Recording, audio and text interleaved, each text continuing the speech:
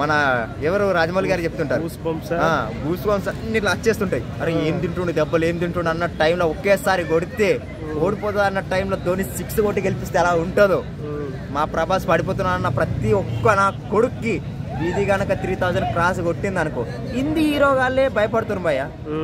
అరే ప్రభాస్ వచ్చేసాడు మా పని అయిపోయిందిరా అని అంటున్నారు. ప్రపంచ దేశాలకు అందరికి డార్లింగ్ అని అందరికి అర్థమైపోయింది.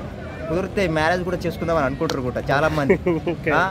బిలియన్ వాళ్ళు కూడా చేసుకుంటారు ఫాలో అయ్యే వాళ్ళ. కానీ మా డార్లింగ్ కానీ అనుష్క గారికి మనిషి ఇచ్చారేమో అని ఒక చిన్న క్వశ్చన్ మార్క్ మా ఫ్యాన్స్లో మొదలైంది.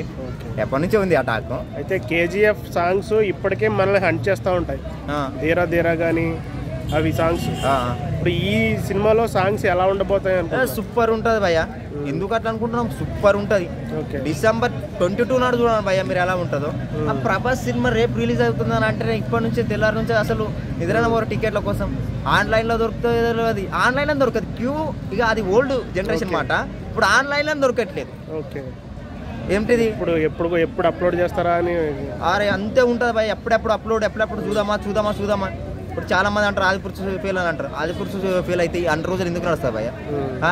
కాకపోతే అది ఒక చిన్న పిల్లలకు నచ్చే విధంగా తీశారు కాబట్టి దాన్ని అందరు కొంచెం డిసప్పాయింట్ అయ్యారు. చెప్తే శ్రీరాముడు గ్రేట్ లెజెండ్, అతన్ని ఒక సినిమా మా ప్రభాస్ గారు తీస్తే ఎంత బాగుంది. ఇంకేం కావాలి అంతకు మించి. అది అందరికి చిన్నపిల్లలకు కూడా అర్థం కావాలని